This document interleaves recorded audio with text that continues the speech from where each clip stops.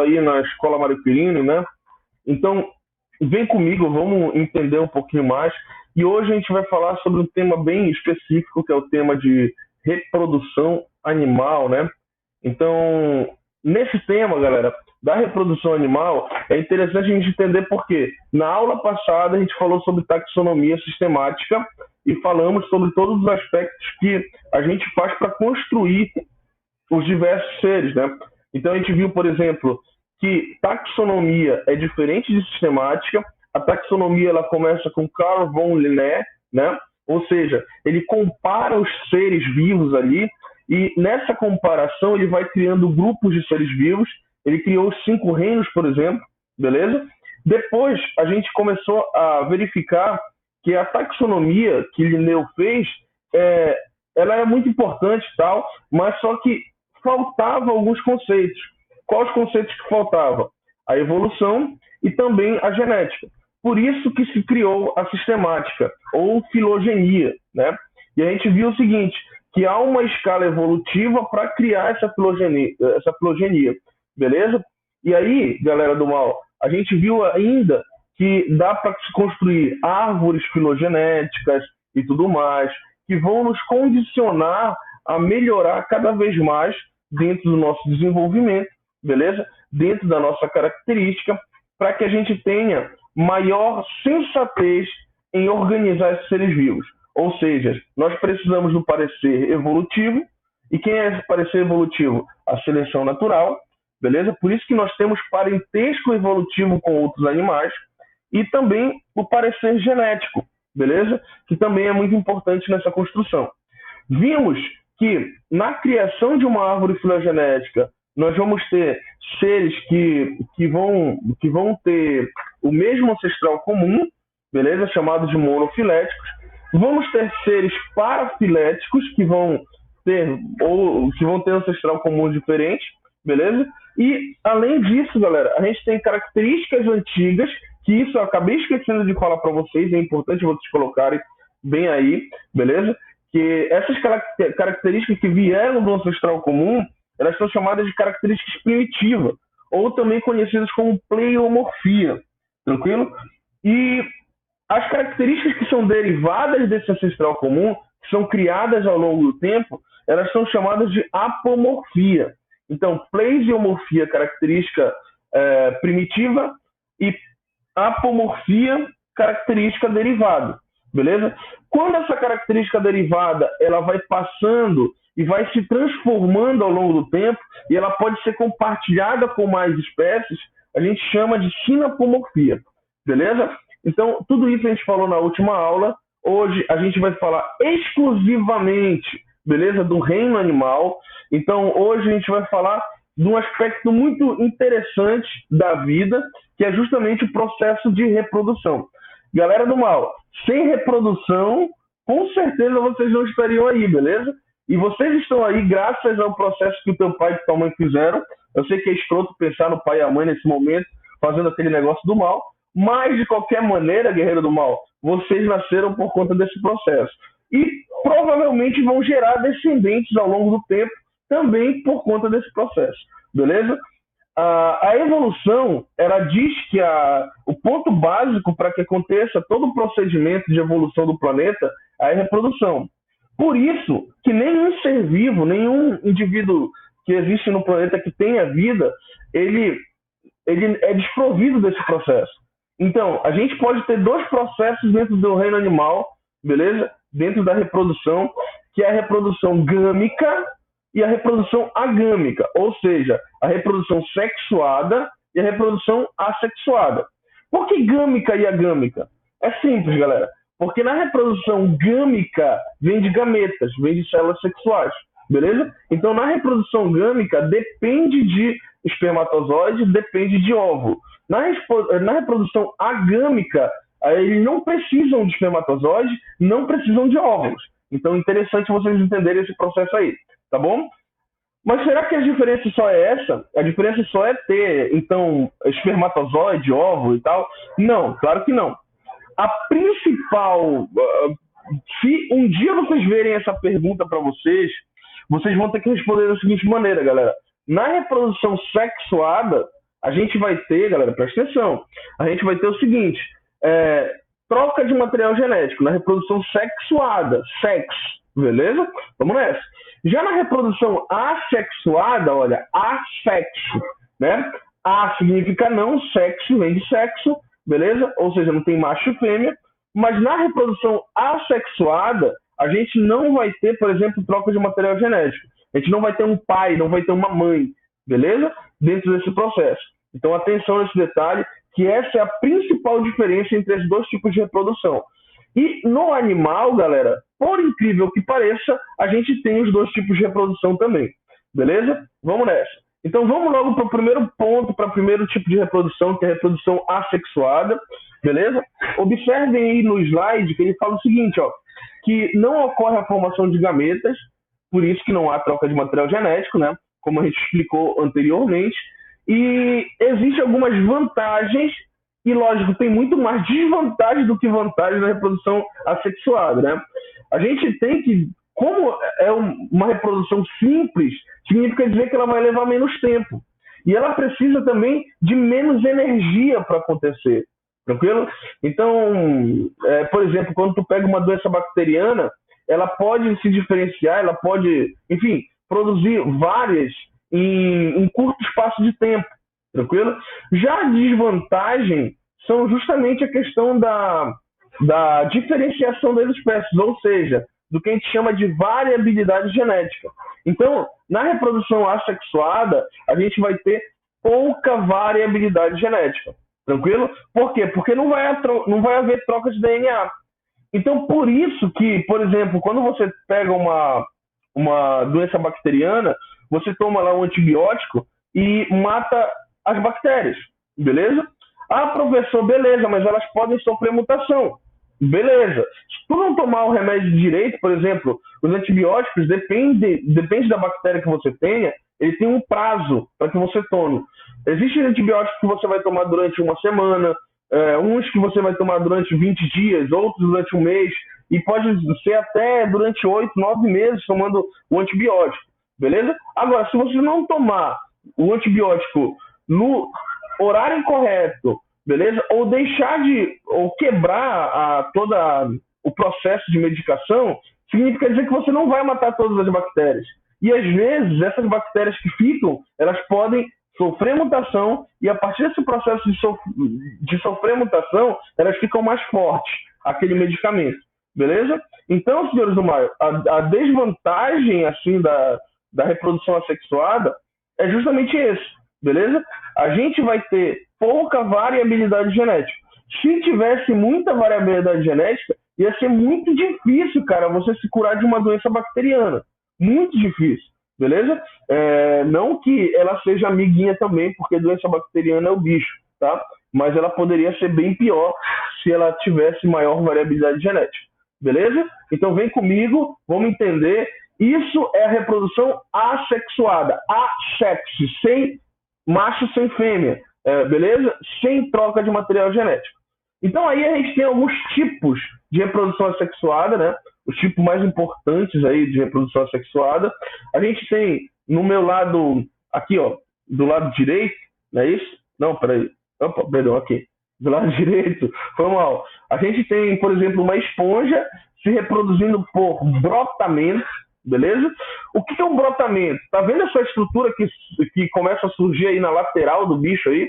Pois é, essa estrutura é feita por mitose, beleza? E quando acontece a quebra desse pedacinho que é produzido, que é chamado de broto, ele cai ao chão e começa a desenvolver um novo ser vivo. Ou seja, esse processo, já que acontece por mitose, é chamado de brotamento, beleza? Mais abaixo aí do brotamento, galera, a gente tem a estrela do macho quebrando aí, né? A gente tem um processo chamado de fragmentação. Eu sempre brinco que seria muito bacana se a gente tivesse esse tipo de processo, né? A pessoa tu brigar alguém com faca, assim, aí o cara corta o teu braço, aí surge um novo braço, negócio do mal, assim, sabe? Aí do nada, aquele braço que tu perdeu, surge um outro indivíduo igualzinho a você. Seria um negócio bacana, cara. Já pensou se a cada vez que tu te corta surgisse um de você, cara? Ia ser um negócio muito louco, velho. eu ia me cortar todinho, porque eu ia disseminar Otávio por tudo quanto é lugar aí, né? Então, olha só, senhores do mal. Nesse caso da fragmentação, quando você corta um pedaço do animal, aquele pedaço ele vai produzir um novo indivíduo, beleza? É o que acontece, por exemplo, com a estrela do mar. Ah, professor, e aquele pedaço que ela perdeu? Ela também vai produzir um novo pedaço. Então, nesse caso, galera, a fragmentação acontece muito quando acontece, por exemplo, competição entre espécies. Quando uma espécie quer predar a outra e acaba machucando aquela outra espécie. Acontece bastante com a estrela do mar, nesse caso aí. Acontece com aquele outro bichinho lá em cima, ó. Bem aqui, ó. Deixa eu ver se eu consigo. Bem aqui em cima, ó. Ô, do mal. Olha aí, ó. Passando a abelha lá em cima, chamada de planária. Beleza? Acontece com ela também. Se você cortar ela no meio, ela produz duas. Tranquilo? É o que a gente chama de fragmentação. Beleza? Isso acontece em alguns animais, são poucos, mas acontece. E vamos para o nosso próximo caso. Bem, lá em cima, ai caramba, bem aqui, ô do mal, beleza, lá em cima, ó, passando a abelha, lá em cima nós temos a planária. Aquele tipo de procedimento, aquele tipo de reprodução ali, ó, é chamado de bipartição, ou também conhecido como cisparidade.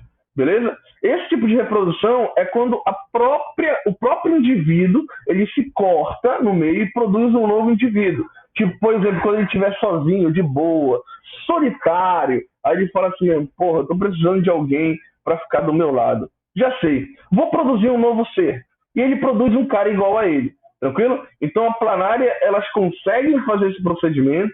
É interessante que a gente entenda que isso é um procedimento comum para a planária. Beleza? Não ocorre variabilidade genética. E por último, galera, a gente tem aqui o nosso último. Caramba, eu preciso me acostumar com esse negócio.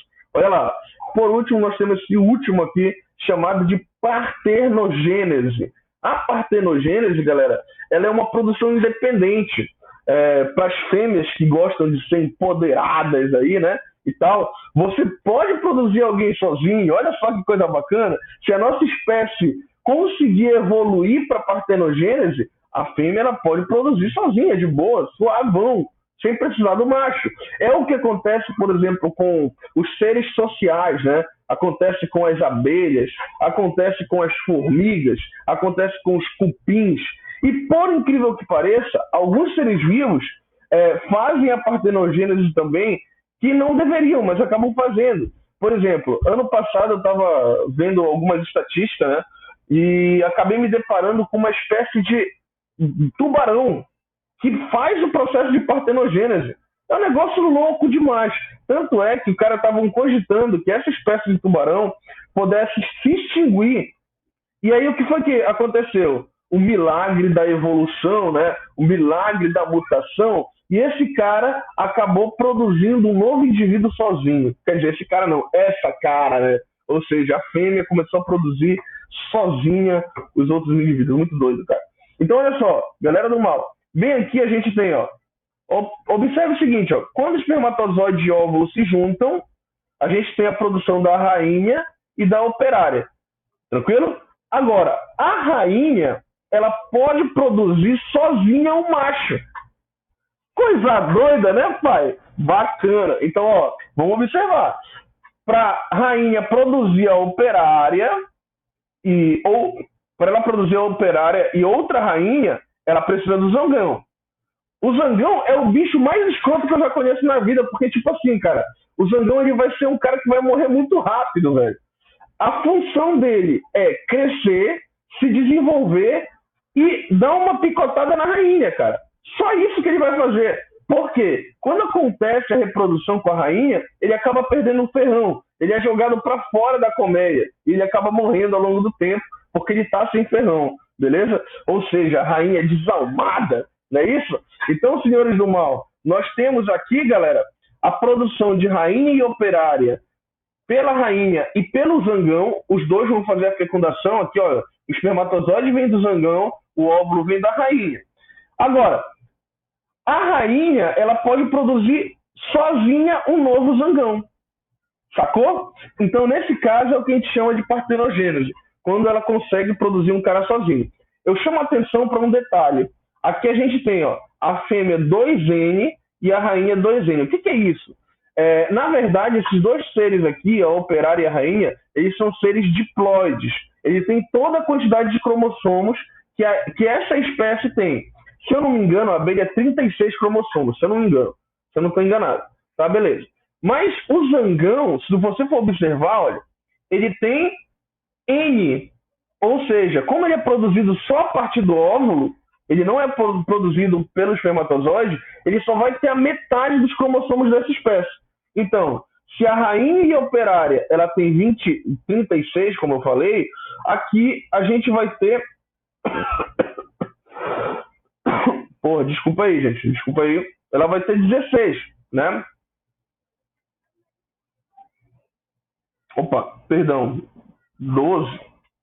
12. Porque tem o cromossomo sexual, lá 12, 11, por aí. Beleza?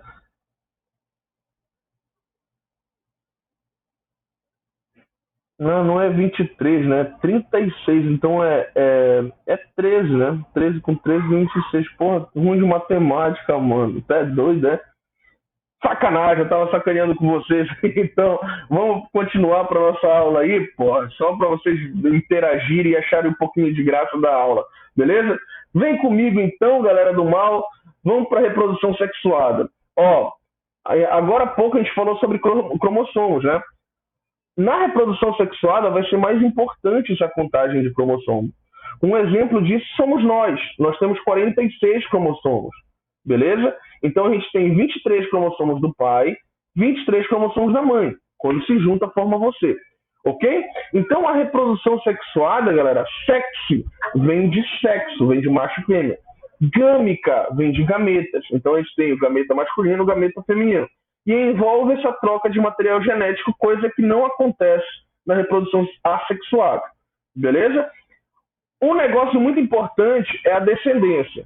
Lá na reprodução assexuada, os seres que eram produzidos, eles eram idênticos ao que produziu. Ou seja, eram idênticos ao pai.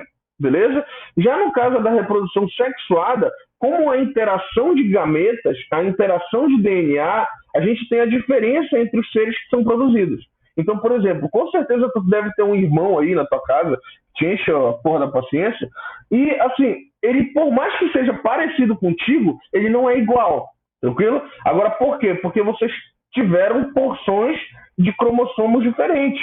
Então, os cromossomos que foram do pai para esse teu irmão é diferente dos cromossomos do pai que tu tem. Os cromossomos da mãe que foi para esse teu irmão é diferente da sequência de cromossomos da mãe que você recebeu. E assim sucessivamente, beleza? Então vem 23 cromossomos do pai, 23 da mãe, junta, forma os 46 que você tem. Beleza, garotada? Vem comigo então, ó. O processo que a gente precisa entender dentro dessa perspectiva é que na reprodução assexuada a gente tem a mitose acontecendo, né? Agora, para a produção de gametas, para a produção das células sexuais, nós vamos ter justamente a meiose. Ó, meio, beleza? Meio, metade. Significa dizer que eles vão ter a metade do número de cromossomos. Na nossa espécie, nós temos 46 cromossomos, beleza? Na célula sexual masculina tem 23. Na célula sexual feminina tem 23. Juntou e formou o zigoto, que é a primeira célula que vai originar você. Beleza? Também existem vantagens e desvantagens da célula da reprodução sexuada, por incrível que pareça. Qual a vantagem? A vantagem é, sem dúvida nenhuma, a variabilidade genética. Porque se não existisse a variabilidade genética, todo mundo seria igual. Beleza? E a gente não é. Por exemplo, eu sou mais bonito que muitos aí, mas tudo bem. Beleza? Vamos lá. As desvantagens acontecem primeiramente por conta da energia, né? Para acontecer o processo de reprodução, ele gasta muita energia, cara. E além de gastar muita energia para produção de gametas, para fazer o processo de fecundação também, né, que gasta uma energia danada, e também para acontecer o processo dentro da fêmea, onde o espermatozoide entra em contato com o óvulo. Então isso demora, isso é lento e gasta uma energia do cão, beleza? Isso é importante que vocês entendam. Essa é a desvantagem da reprodução sexuada. Mas, lógico, é muito mais vantajoso fazer de maneira sexuada do que assexuada. Ah, professor, já sei. É vantajoso porque, sei lá, tem contato, né? É mais gostoso, é mais maleável. Calma, relaxem, relaxem, não é bem por aí, beleza? Lembrem-se que na reprodução sexuada nós temos variabilidade genética e na reprodução assexuada não tem, beleza? Então te liga nisso aí que é muito importante. Com certeza pode vir questão de vestibular, de provas que vocês podem fazer. Vamos ao tipo de fecundação, ao tipo de reprodução que pode acontecer. A gente pode ter a fecundação cruzada ou também acontecer o processo de fecundação por autofecundação. O que é a fecundação cruzada, galera? É isso que vocês estão vendo aí, ó. É quando tem a sacanagemzinha, beleza? Quando o macho e fêmea têm órgãos sexuais e acontece a inversão aí dessa parada, beleza? Só que assim, na fecundação cruzada, a gente precisa ter macho e fêmea, beleza? A gente precisa ter esse contato entre um e outro. Ah, professor, quer dizer que o hermafrodita ele não vai fazer fecundação cruzada? Vai. Por incrível que pareça, vai. Por quê? Porque o órgão reprodutor de um vai entrar em contato, o órgão reprodutor masculino de um vai entrar em contato com o órgão feminino do outro. E vice-versa, beleza? Ou seja, é uma sacanagem, como acontece, por exemplo, com a minhoca, tranquilo? A minhoca é hermafrodita. Então, o masculino dela vai no feminino da outra, o masculino da outra vai no feminino dessa aqui. E aí, vice-versa. É uma loucura do mal. Beleza? Então, a gente tem a fecundação cruzada, quando há o cruzamento entre seres entre dois seres, digamos assim, ou quando há um cruzamento entre dois seres. É isso aí que é a fecundação cruzada. Já a autofecundação é quando o animal por ele mesmo se reproduz. Um negócio doido, né? Geralmente isso acontece nas plantas, tranquilo? No entanto, existem alguns vermes que vão fazer esse processo. Então, tipo assim, por exemplo, aí tu tem a Taenia solium, beleza? A Taenia solium e a Taenia saginata, elas vão causar o que a gente chama de solitária, né? Acho que tem alguns que devem ter aí, come pra caramba, tem preguiça que só peste. E assim, galera do mal, assim, como é que acontece? Tá vendo cada unidade dessas aqui, ó? Cada pedacinho dela, ela se chama proglótides. E cada pedacinho dela vai ter os órgãos sexuais. Ou seja, quando ela quer se reproduzir dentro do teu corpo, o que ela acontece? Ela junta essas proglótides, então a parte masculina de uma proglótide vai na parte feminina da outra proglótide e produz outras proglótides. Coisa doida, né? Muito louco, cara. Então, assim, a autofecundação acontece também em animal. Por exemplo, no caso das tênias aí, beleza?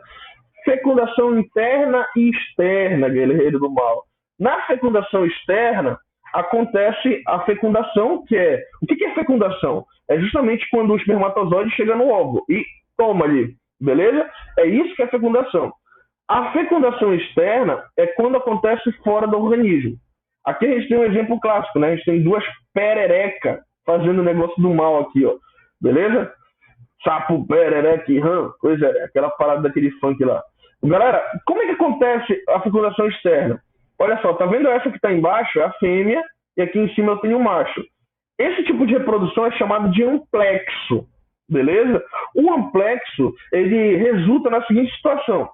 A fêmea fica embaixo, o macho em cima, eles acabam liberando os gametas na água e é onde acontece o processo de fecundação. Que coisa maluca, né? Ou seja, só um abraço apertado, tá aqui, um cheiro no pescoço e acabou a reprodução externa, tranquilo? Já interna, eu tenho certeza que vocês conhecem, tranquilo? Aí tem uma imagem meio sombria aí do leão, tranquilo? E aí, galera do mal, a gente tem a inversão do órgão sexual no órgão sexual feminino. Então a gente tem o órgão sexual masculino entrando em contato com o órgão sexual feminino. A fecundação vai se dar dentro da fêmea, beleza? Então se libera as células sexuais dentro da fêmea e lá acontece o processo de fecundação. Tranquilo? Vamos lá. Além disso, nós temos aqueles seres que são monóicos e os seres dioicos. Acabei de falar agora há pouco também, tranquilo? Os seres monóicos são aqueles que não se diferenciam em masculino e feminino. não tem gônadas masculinas e femininas, beleza? Então, por isso, a gente diz que eles são hermafroditas. Já aqueles seres dioicos, ó, di vem de dois, tranquilo? Então, macho e fêmea. A gente já vai ter eles unissexuados, então vai ter a diferenciação entre o macho e a fêmea, beleza? E aí a gente tem o processo de fecundação, galera. Para quem pensa que o processo de fecundação é um negócio rápido, mano, velho, esquece essa porra aí, porque não é, beleza? É um negócio muito tenso, beleza? Por quê? Porque pensa comigo, são 5 milhões de espermatozoides. Um chega lá, um espermatozoide chega lá. Ou seja, você já é um vencedor, beleza? Você que está sentado aí do outro lado, assistindo a minha aula, achando graça das minhas palhaçadas, beleza? Você é um vencedor, tranquilo? Porque você foi o primeiro espermatozoide que chegou numa levada de 5 milhões. É um negócio doido do mal. E assim, para acontecer a fecundação, galera, o espermatozoide precisa passar por 3 barreiras do óvulo. Não é fácil, beleza? Primeira barreira, ele vai passar pela zona pelúcida, depois pela corona radiata, beleza? E por último ele passa pela membrana plasmática. Então são 3 barreiras que ele passa até chegar lá dentro. E o que vai entrar no óvulo, olha, se você for observar aqui na animação, beleza? Olha só, penetrando, quebrando a parede, ele tem uma substância ácida na cabeça dele chamada de acrossomo, vai entrar na corona radiata e na zona pelúcida, beleza? E o que vai entrar de fato no núcleo é só o núcleo do espermatozoide, beleza? Então, o núcleo do espermatozoide vai entrar em contato com o núcleo do óvulo e vai juntar e vai formar só um. Bem, depois de todo esse processo da fecundação, a gente tem a formação de uma célula só, uma célula chamada de zigoto. E é essa célula que vai se desenvolver ao longo de toda a nossa história para que a gente consiga se tornar isso tudo que vocês estão vendo aqui, beleza? Olha só outra animação aqui como é interessante, ó. O zigoto que foi produzido, as células se diferenciando, olha, se duplicando, a gente chama isso de processo embrionário, beleza? Ele vai se desenvolvendo ao longo do tempo, olha a formação do feto até os 9 meses e tá, saiu o bebê chorão, beleza? Deu pra sacar, galera? Então é desse jeito que acontece. Então, pra gente finalizar, só aí um meme pra vocês interessante, né? Fechou só na próxima fecundação. Aí o cara, não, pelo amor de Deus, o cara fotografando lá, né? O que aconteceu? Você perdeu a fecundação? Pô, eu moro lá no fundo do saco, cheguei atrasado. Ou seja, galera do mal, como eu te falei, a fecundação não é fácil para ninguém. Parabéns por estar vivo, guerreiro do mal, porque tu ganhou a primeira batalha da tua vida. Beleza? Valeu, até mais, tchau, até a próxima.